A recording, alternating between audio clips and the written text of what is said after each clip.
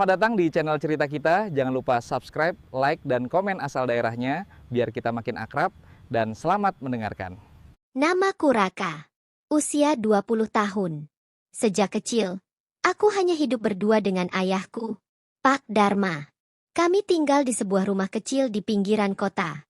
Dindingnya sudah mulai memudar. Atapnya sering bocor saat hujan deras. Tapi di sanalah semua kenanganku tersimpan. Ayahku bekerja serabutan.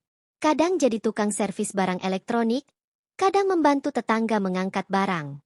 Pendapatannya pas-pasan. Setiap pagi, aku terbiasa melihatnya berangkat dengan tas lusuh di punggung, sambil tersenyum seolah tak pernah merasa lelah. Hidup kami memang sederhana. Makan nasi dengan sayur bening sudah terasa mewah. Aku pernah merasa minder, apalagi ketika melihat teman-teman kampus datang dengan motor baru, pakaian rapi, atau memamerkan foto liburan mereka di media sosial. Tapi ayah selalu punya cara membuatku tenang. Raka, yang penting bukan seberapa mewah hidupmu, tapi seberapa tulus hatimu, katanya sambil menepuk pundakku.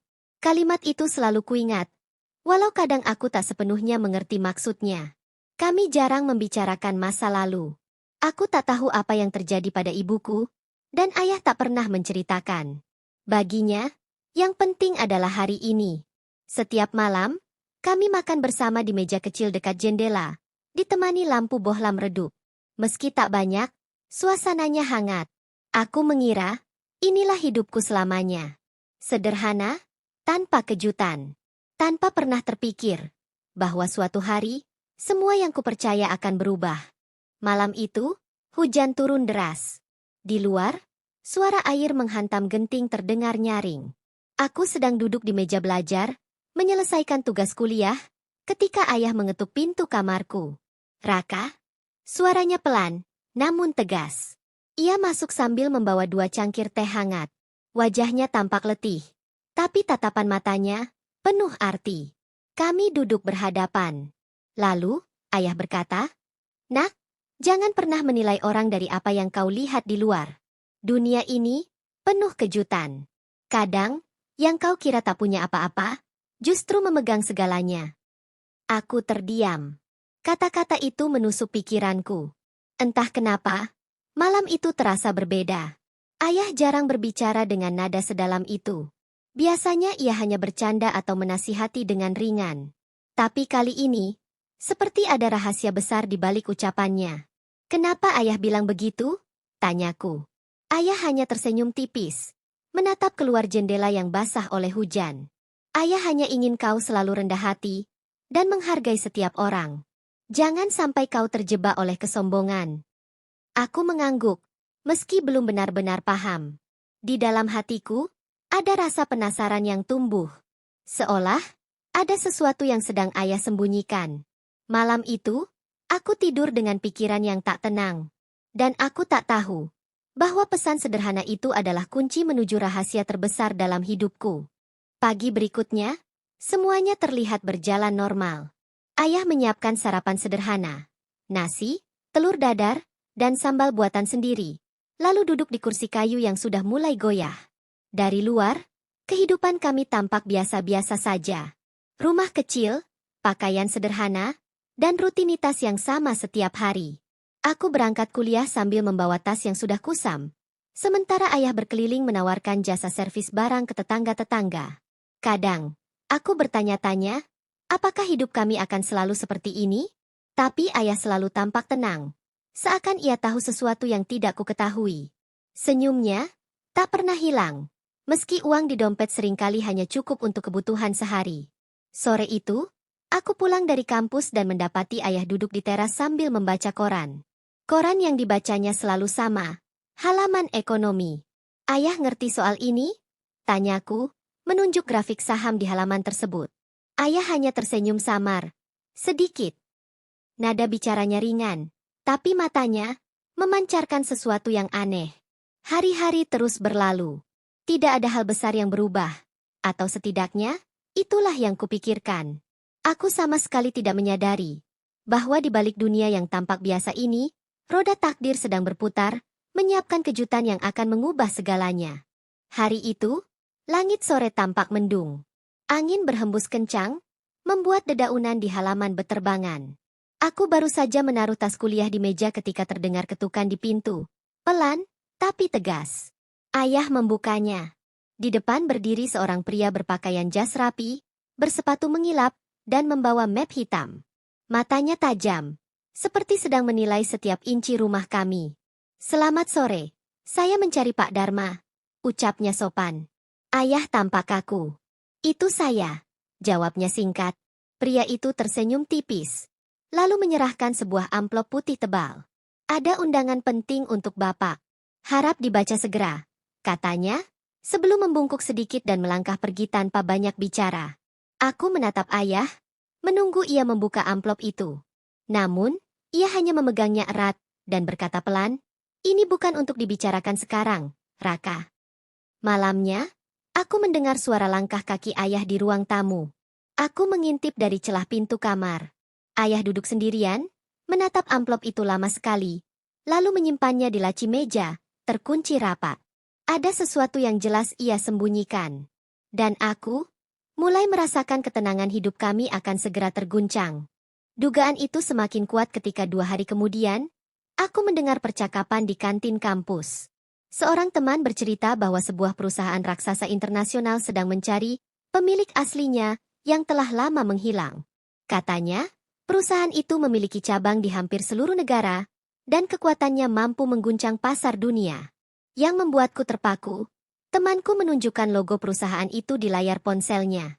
Logo berbentuk lingkaran emas dengan 3 garis melintang. Jantungku berdegup cepat. Logo itu sama persis dengan yang kulihat di pojok amplop misterius yang dibawa pria berjas ke rumah kami tempo hari. Sepulang kuliah, aku mencoba bertanya kepada ayah. Namun, begitu mendengar aku menyebut nama perusahaan itu, wajahnya langsung berubah. Senyum hangatnya menghilang, digantikan tatapan yang dalam, dan entah kenapa, seperti ada rasa takut di sana. "Ayah, ini ada hubungannya sama undangan itu, kan?" desaku. Ayah menghela napas panjang, lalu berkata lirih, "Tidak semua yang kau lihat harus kau ketahui sekarang, Raka." Ia bangkit, meninggalkanku sendirian di ruang tamu, dengan kepala penuh tanda tanya. Malam itu, aku tak bisa tidur. Ada perasaan aneh, seperti aku sedang berdiri di depan pintu besar yang sebentar lagi akan terbuka, mengungkap sesuatu yang mungkin akan mengubah hidupku selamanya. Dan ternyata, pintu itu terbuka lebih cepat dari yang kubayangkan. Sore itu, sepulang kuliah, aku mendapati ayah duduk di kursi ruang tamu dengan wajah pucat. Tangannya memegangi dada, napasnya tersengal. Panik, aku segera membawanya ke rumah sakit terdekat. Di ruang IGD, para perawat langsung menangani ayah dengan sigap. Aku berdiri di luar, menunggu dengan cemas. Lalu, seorang staf rumah sakit keluar sambil memanggil, "Pak Presiden Direktur Dharma." Aku tertegun. Aku yakin dia memanggil ayahku, tapi gelar itu, Presiden Direktur? Aku mencoba memastikan. "Maaf, maksudnya Pak Dharma yang mana?" tanyaku. Perawat itu menjawab singkat, "Ya, pasien yang barusan masuk. Nama lengkapnya cocok dengan data kami." Jantungku berdegup tak karuan. Saat ayah dipindahkan ke ruang perawatan, aku menatapnya dengan tatapan penuh tanya. Namun, ia hanya tersenyum samar, seolah ingin mengatakan, "Belum saatnya, Nak." Malam itu di rumah sakit, aku duduk di kursi tunggu sambil memikirkan semuanya. Amplop misterius, logo perusahaan, dan panggilan Presiden Direktur, itu. Potongan-potongan puzzle mulai terbentuk, tapi gambarnya masih terlalu besar untuk kupahami. Yang jelas, hidupku tak akan lagi sama setelah ini. Sejak malam itu, rasa penasaran mulai menguasai pikiranku. Aku merasa seperti orang yang sedang memegang setengah peta harta karun. Tahu ada sesuatu yang besar, tapi belum bisa melihat seluruhnya. Keesokan harinya, saat ayah masih beristirahat di rumah sakit, aku memutuskan pulang sebentar ke rumah untuk mengambil pakaian. Tapi entah kenapa, langkahku malah berhenti di depan lemari tua di kamar ayah. Lemari itu jarang sekali dibuka. Bahkan aku tidak ingat kapan terakhir kali melihat ayah menggunakannya. Tanganku gemetar saat memutar kuncinya. Di dalamnya, hanya ada satu kotak kayu berdebu. Aku membuka perlahan, dan mataku membelalak. Di dalam kotak itu tersimpan album foto lama. Foto-foto ayah, berdiri di depan gedung-gedung megah di berbagai negara. Ada foto ia berjabat tangan dengan orang-orang berpakaian jas mewah, beberapa bahkan terlihat seperti tokoh penting yang pernah kulihat di berita internasional. Setiap foto memiliki tanggal yang berbeda, tapi semuanya menunjukkan satu hal, ayah bukan orang biasa.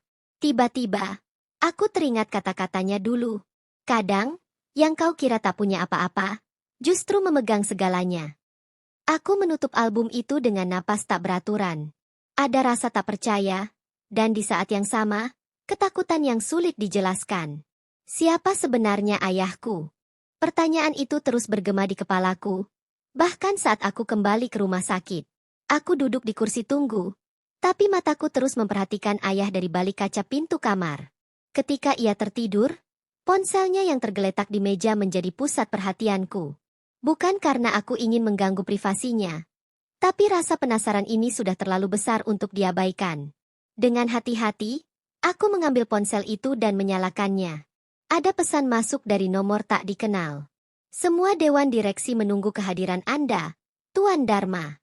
Keputusan Anda akan menentukan masa depan perusahaan. Tanganku dingin. Pesan itu disertai lokasi pertemuan, sebuah hotel bintang 5 di pusat kota yang bahkan namanya saja terasa asing bagiku. Keesokan harinya, aku pura-pura berangkat kuliah. Namun sebenarnya, aku mengikuti alamat yang tertera di pesan itu. Hotel itu menjulang tinggi, dikelilingi mobil-mobil mewah. Saat aku berdiri di depan pintu masuk, aku melihatnya. Ayah, berjalan masuk dengan jas hitam rapi, ditemani beberapa pria berpenampilan seperti pengawal. Wajahnya serius, sama sekali berbeda dengan ayah yang setiap hari menyiapkan sarapan untukku. Aku terdiam. Seakan dunia yang kukenal selama ini, hanyalah lapisan tipis yang menutupi kebenaran yang jauh lebih besar. Tanpa berpikir panjang, aku melangkah masuk ke hotel, mencoba menyatu dengan keramaian di lobi. Langkahku hati-hati, namun dadaku berdebar cepat setiap kali melihat satpam berpakaian hitam menoleh. Aku mengikuti arah ayah berjalan, sampai ke sebuah koridor panjang yang dijaga dua pria tegap. Tidak mungkin aku lewat dari situ. Aku pun berpura-pura menuju toilet, berharap menemukan jalur lain. Benar saja, ada pintu kecil menuju lorong servis. Aku berjalan perlahan, menyusuri lorong itu, hingga tiba di balik dinding tipis yang memisahkan ruang rapat besar dari tempatku berdiri. Suara-suara dari dalam terdengar samar. Apa Tuan yakin ingin tetap menyamar? Tanya seseorang dengan nada khawatir. Sudah bertahun-tahun, Tuan hidup seperti rakyat biasa. Padahal seluruh aset global menunggu di tangan Anda. Aku membeku. Suara itu, suara ayahku yang menjawab, tegas namun berat. Selama anakku belum siap, tak ada yang perlu tahu siapa aku sebenarnya. Kata-kata itu menancap di kepalaku. Apa maksudnya belum siap? Siap untuk apa? Aku ingin mendengar lebih banyak. Tapi tiba-tiba suara langkah kaki mendekat dari lorong belakangku. Seseorang menemukan keberadaanku. Suara langkah itu semakin jelas, bergema di lorong sempit. Tanpa pikir panjang, aku berlari pelan, berusaha tidak menimbulkan suara keras. Di ujung lorong, aku menemukan pintu bertanda, karyawan saja. Aku mendorongnya perlahan, berharap bisa keluar tanpa terlihat. Namun, pintu itu langsung terbuka lebar, dan di hadapanku berdiri seorang pria berseragam hotel yang menatap curiga. Saya, tersesat, ucapku gugup. Pria itu mengernyit, lalu mengangguk singkat sambil menunjuk arah keluar. Aku bergegas mengikuti petunjuknya. Meski rasanya tatapan matanya menempel di punggungku. Begitu berada di luar, aku menghirup udara dalam-dalam. Namun rasa lega hanya bertahan sebentar, karena dari kaca lobi, aku melihat ayah berjalan keluar dari ruang rapat. Ia tak melihatku, syukurlah. Tapi wajahnya terlihat jauh lebih berat dari sebelumnya, seolah membawa beban yang tak sanggup dibagi pada siapapun. Aku pulang dengan kepala penuh tanda tanya. Kini aku tahu ayah adalah pemilik kekayaan luar biasa yang sengaja menyamar. Tapi aku juga sadar, ada sesuatu yang membuatnya tetap merahasiakan itu dariku. Dan entah kenapa, aku merasa waktu untuk mengetahui kebenarannya semakin dekat. Malam itu, aku duduk di meja makan, menunggu ayah pulang. Jam sudah menunjukkan pukul 9 lewat, dan perutku bukan lapar, tapi dipenuhi gelisah. Begitu ayah masuk, aku langsung berdiri. Ayah, panggilku pelan tapi tegas. Aku perlu bicara. Sekarang. Ia menatapku sebentar, lalu duduk dan melepas sepatunya. Bicara tentang apa, Raka? Tanyanya, seolah tak mengerti maksudku. Tentang apa? Tentang pesan misterius, rapat rahasia, foto-foto di lemari, dan panggilan Presiden Direktur yang kudengar sendiri. Aku sudah siap menumpahkan semuanya. Tapi saat melihat wajah ayah, kata-kata itu menguap begitu saja. Bukan karena takut, tapi karena matanya tampak lelah. Seperti baru melewati hari yang menguras seluruh tenaga dan pikirannya. Akhirnya, yang keluar dari mulutku hanya, "Tidak jadi. Selamat istirahat, Yah." Ayah tersenyum tipis, lalu masuk ke kamarnya. Namun, saat tengah malam aku terbangun untuk minum, aku melihat lampu kamar ayah masih menyala. Dari celah pintu, kulihat ia duduk di meja kerja, menatap sebuah amplop besar berwarna merah. Ia menghela napas panjang, lalu memasukkan amplop itu ke dalam tas kulitnya. Entah apa isinya, tapi naluriku mengatakan, itu kunci semua jawaban. Pagi itu, aku bangun lebih awal dari biasanya. Dari jendela kamar, kulihat ayah keluar rumah dengan tas kulit di tangan, tas yang berisi amplop merah itu. Aku langsung mengambil jaket dan mengikuti dari kejauhan. Ayah naik taksi, dan aku pun memanggil ojek online untuk mengejar. Di sepanjang perjalanan, perasaanku campur aduk antara cemas dan penasaran. Taksi itu berhenti di sebuah gedung tua yang tampak tidak terawat dari luar. Pintu depannya dijaga dua pria berjas hitam, wajah mereka kaku seperti patung. Ayah masuk tanpa bicara banyak, dan aku bergegas mencari jalan lain untuk masuk. Di sisi gedung, ada tangga darurat yang mengarah ke lantai 2. Aku menaikinya perlahan, menahan napas setiap kali anak tangga berderit. Dari jendela terbuka, aku bisa melihat ruangan besar yang penuh dengan meja panjang, peta dunia di dinding, dan beberapa pria berumur yang tampak berdiskusi serius. Ayah berdiri di ujung meja, membuka amplop merah itu. Isinya, dari yang bisa kulihat, adalah dokumen tebal dengan logo perusahaan-perusahaan raksasa dunia. Namun yang membuatku tercekat adalah kalimat yang terdengar jelas dari bibir ayah. Mulai hari ini, semua aset akan dialihkan. Tapi ingat, jangan sampai anakku mengetahuinya. Darahku seperti berhenti mengalir. Kenapa ayah sengaja merahasiakan ini dariku? Bahkan saat yang dipertaruhkan adalah seluruh kekayaannya? Jantungku berdentam kencang. Tanpa sadar, aku mendorong jendela itu lebih lebar dan melangkah masuk. Lantai kayu berderit di bawah kakiku. Beberapa kepala langsung menoleh, termasuk ayah. Wajahnya kaget, bukan marah, tapi seperti seseorang yang tahu rahasianya baru saja pecah di depan mata. "Raka?" Suaranya terdengar kaku. "Apa yang kau lakukan di sini?" Aku menatapnya tajam. Aku yang seharusnya bertanya, apa maksud semua ini? Kenapa ayah menyembunyikan semuanya? Sebelum ia sempat menjawab, seorang pria berjas abu-abu berdiri. "Maaf, Tuan Dharma, anak Anda tidak boleh ada di sini. Pertemuan ini bersifat rahasia." Ayah menoleh padanya, lalu kembali menatapku. Ekspresinya seperti terjepit di antara dua dunia yang sama sekali berbeda. Ia berjalan mendekat, memegang pundakku. "Pulanglah sekarang, Nak, tolong." Nada suaranya memohon, tapi matanya penuh kekhawatiran yang tak kupahami. Aku tidak bergerak. Tidak, aku mau tahu semuanya. Keheningan meregang di ruangan itu. Semua orang tampak menunggu apa yang akan dilakukan ayah. Dan yang terjadi berikutnya adalah hal terakhir yang pernah kubayangkan. Ayah menghela napas, lalu berkata kepada semua yang hadir, "Baiklah, waktunya tiba lebih cepat dari yang kita rencanakan. Dia harus tahu." Semua orang di ruangan itu saling pandang, lalu perlahan duduk kembali. Ayah menatapku dalam-dalam, seakan sedang memilih kata yang paling tepat.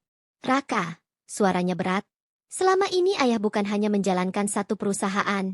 Ayah mengendalikan jaringan bisnis terbesar di dunia. Tapi semua itu ayah sembunyikan karena satu alasan, untuk melindungimu." Kepalaku terasa ringan, seakan ruangan itu bergoyang. "Melindungiku? Dari apa?" "Ayah punya banyak sekutu, dan juga banyak lawan. Jika mereka tahu kau adalah putraku, hidupmu tak akan pernah sama lagi," lanjutnya. Ia lalu mendorong dokumen dari amplop merah ke arahku. Semua ini adalah kepemilikan ayah. Dan sekarang, ayah akan menyerahkan semuanya padamu. Aku terpaku. Apa maksudnya menyerahkan semuanya padaku? Aku bahkan tidak tahu cara menjalankan semua ini. Ayah tak punya pilihan, jawabnya cepat. Mulai besok, posisi ayah akan hilang dari publik. Aku harus pergi, untuk alasan yang belum bisa kujelaskan sekarang. Dadaku sesak. Di satu sisi, aku ingin berlari dan menolak semuanya. Di sisi lain, aku tahu jika aku menolak, semua yang telah dibangun ayah akan jatuh ke tangan orang yang salah. Itu berarti hanya ada dua pilihan. Menerima tanggung jawab yang bahkan tak pernah kuminta, atau membiarkan semuanya hancur. Aku menutup mata sejenak, mencoba meredam gemuruh di dadaku. Saat membukanya kembali, aku menatap ayah dengan pandangan yang sama sekali baru. Ayah, aku akan menerimanya. Ruangan itu hening. Beberapa orang saling berbisik, sebagian lagi menatapku dengan tatapan ragu, seolah ingin mengukur apakah anak muda seperti aku sanggup memikul beban sebesar ini. Ayah tersenyum tipis, tapi sorot matanya masih penuh kekhawatiran. Kalau begitu, kau harus siap menghadapi ujian pertama. Malam ini, Dewan Direksi akan memutuskan siapa pengganti ayah.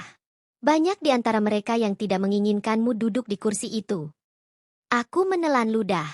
Kalau begitu, aku harus membuat mereka percaya. Ayah menepuk pundakku. Dan kau hanya punya waktu beberapa jam. Sepulang dari gedung itu, aku mengunci diri di kamar. Membuka dokumen-dokumen yang tadi diberikan ayah, aku menyadari betapa rumitnya jaringan perusahaan ini. Ratusan cabang, ribuan karyawan, dan hubungan bisnis yang melintasi benua. Setiap lembar kertas seperti bicara. Apakah kau yakin sanggup? Tapi aku tahu, mundur bukan lagi pilihan. Bahkan jika seluruh dewan menentangku, aku harus berdiri dan membuktikan bahwa aku layak menjadi penerusnya. Malam itu, sambil menatap langit kota dari jendela, aku berjanji pada diri sendiri. Aku akan memenangkan hati mereka, atau jatuh mencoba. Beberapa jam kemudian, aku berdiri di depan pintu ruang rapat tertinggi perusahaan ini. Dari balik pintu kaca buram itu, terdengar suara-suara rendah yang penuh tekanan. Para anggota dewan sudah berkumpul. Seorang sekretaris membukakan pintu, dan semua kepala menoleh ke arahku. Tatapan mereka tajam, sebagian dingin, sebagian meremehkan. Di ujung meja, kursi ayah kosong. Ketua dewan, pria berambut perak dengan setelan rapi, membuka pertemuan. Kita di sini untuk memutuskan siapa yang akan memimpin setelah Tuan Dharma mundur.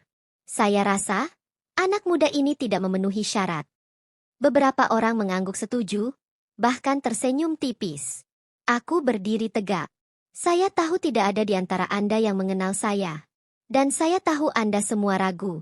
Tapi sebelum memutuskan, izinkan saya bicara. Aku mulai memaparkan visi yang sempat kupelajari dari dokumen ayah. Bukan hanya mempertahankan, tapi mengembangkan perusahaan dengan cara yang lebih modern, lebih ramah karyawan, dan lebih berkelanjutan. Aku tunjukkan bahwa aku tidak hanya membaca, tapi memahaminya.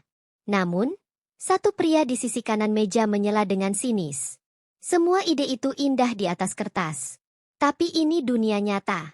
Anak sepertimu akan ditelan habis dalam sebulan. Aku menatapnya dalam-dalam, lalu berkata pelan, kalau begitu, biarkan saya membuktikannya dalam sebulan. Jika saya gagal, saya akan mundur sendiri. Ruangan mendadak hening. Ketua dewan menyipitkan mata, lalu berkata, baiklah, kita akan lihat apakah keberanianmu punya arti.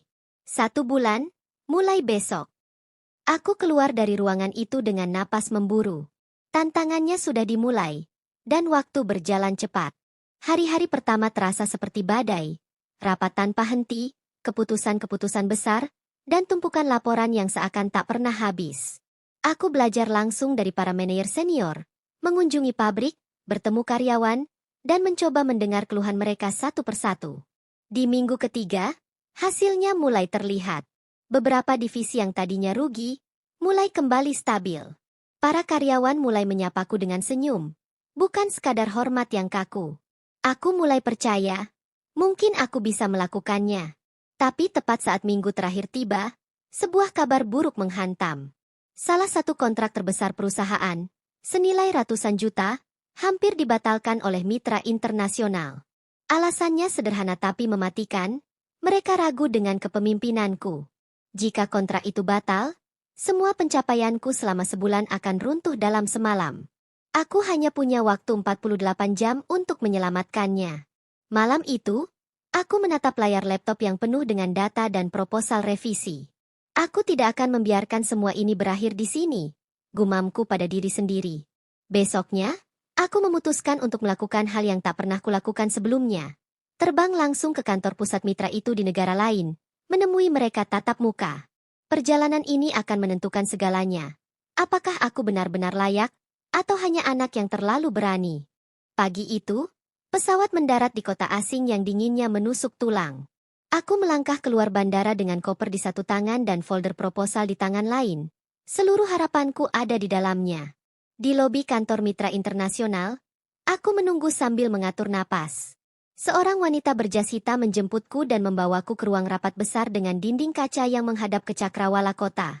Di ujung meja, duduk 3 eksekutif dengan wajah yang sulit ditebak. Tanpa basa-basi, salah satu dari mereka berkata, "Kami sudah membaca proposal Anda. Menarik, tapi kami ragu Anda bisa menjalankannya. Mengelola kontrak ini butuh pengalaman puluhan tahun." Aku tersenyum tipis, mencoba menahan gemetar. Benar, saya tidak punya puluhan tahun pengalaman. Tapi saya punya satu hal yang bahkan pengalaman tidak selalu bisa memberi, keberanian untuk mencoba hal yang berbeda. Aku mulai menjelaskan rencana baru yang tidak hanya menguntungkan perusahaan, tapi juga memperluas jangkauan pasar mereka. Setiap kalimat yang kuucapkan, aku pastikan punya data pendukung. Aku bicara bukan sebagai anak pemilik, tapi sebagai seseorang yang benar-benar peduli pada keberhasilan kerjasama ini. Setelah hampir 1 jam, ruangan itu hening. Mereka saling pandang, lalu salah satu eksekutif berkata, "Kami akan mempertahankan kontrak ini. Tapi mulai hari ini, kami ingin bekerja langsung dengan Anda." Dadaku terasa lega. Lebih dari sekadar kemenangan bisnis, ini adalah pengakuan. Aku tahu, inilah titik di mana aku akhirnya berdiri dengan kakiku sendiri. Pesawat yang membawaku pulang mendarat di sore hari, dan langit kota tampak berwarna oranye keemasan, seakan ikut merayakan kemenangan ini. Di rumah, ayah sudah menunggu di teras. Begitu melihatku turun dari mobil, ia berdiri, lalu melangkah perlahan menghampiri. Aku mengangkat map kontrak di tanganku. Kontraknya aman, yah. Mereka bahkan ingin bekerja langsung denganku. Senyum ayah mengembang, tapi ada kilatan emosi di matanya yang jarang kulihat. "Raka, kau sudah melakukan lebih dari yang ayah harapkan." Suara beliau sedikit bergetar, dan itu membuatku sadar. Selama ini ayah bukan hanya mengujiku, tapi juga mempertaruhkan hatinya sendiri. Kami duduk di ruang tamu. Ayah lalu mengeluarkan sebuah kotak kecil dari laci meja. Di dalamnya, ada sebuah cincin berlogo keluarga yang hanya dipakai oleh pemimpin perusahaan. "Mulai hari ini," kata ayah sambil menyerahkan cincin itu, "kau bukan lagi hanya anakku. Kau adalah penerus yang ayah percaya akan membawa semua ini ke masa depan yang lebih baik." Tanganku sedikit bergetar saat mengenakannya. Aku teringat kembali semua perjalanan ini. Dari hari pertama saat aku pikir semua baik-baik saja, sampai saat aku harus memilih melangkah atau mundur. Sekarang, semuanya terasa layak. Namun, sebelum aku bisa mengucapkan terima kasih, ayah berkata dengan nada misterius, "Besok, ada satu hal terakhir yang harus kau tahu. Sesuatu yang akan membuatmu melihat semua ini dari sudut pandang yang berbeda." Pagi itu, ayah mengajakku naik ke mobil tanpa menjelaskan tujuan. Kami melewati jalan-jalan kota yang ramai, lalu berbelok ke sebuah kawasan sederhana yang pernah kulihat, tempat yang dulu menjadi rumah kecil kami saat ayah menyamar sebagai orang miskin. Ayah memarkir mobil di depan warung tua milik seorang lelaki berusia lanjut. "Raka, ini Pak Hasan. Dia adalah orang yang dulu sering membantumu saat kau kesulitan di sini." Pak Hasan tersenyum hangat, dan tiba-tiba aku teringat. Lelaki ini yang sering memberiku segelas teh panas dan sepiring nasi saat aku pulang sekolah dengan wajah lesu. Tapi yang mengejutkan, ayah menunduk hormat kepadanya. "Pak Hasan adalah orang yang dulu menolong ayah ketika ayah belum punya apa-apa," kata ayah. "Bahkan sebelum semua perusahaan ini ada. Saat itu, ayah hanya pemuda yang mencari jalan hidup. Dia mengajari ayah bahwa harga diri bukan dari harta, tapi dari bagaimana kita memperlakukan orang lain. Aku terdiam. Jadi semua penyamaran ayah, semua ujian yang diberikannya padaku, adalah cara untuk memastikan aku tidak lupa pada nilai yang sama. Ayah menatapku. Raka, harta bisa membuatmu besar di mata dunia, tapi kerendahan hati yang akan membuatmu besar di mata manusia. Ingatlah itu, meski suatu hari kau punya segalanya. Aku mengangguk, merasakan sesuatu yang hangat memenuhi dadaku. Kini aku mengerti. Perjalanan ini bukan hanya tentang membuktikan diri, tapi tentang belajar menjadi manusia yang tidak kehilangan hati. Di perjalanan pulang, langit sore berwarna keemasan, persis seperti kemarin. Hanya saja, kali ini aku tahu, warna itu bukan sekadar indah. Itu adalah awal dari babak baru, bukan hanya untuk perusahaan, tapi untukku sebagai penerus yang siap memimpin dengan hati yang utuh.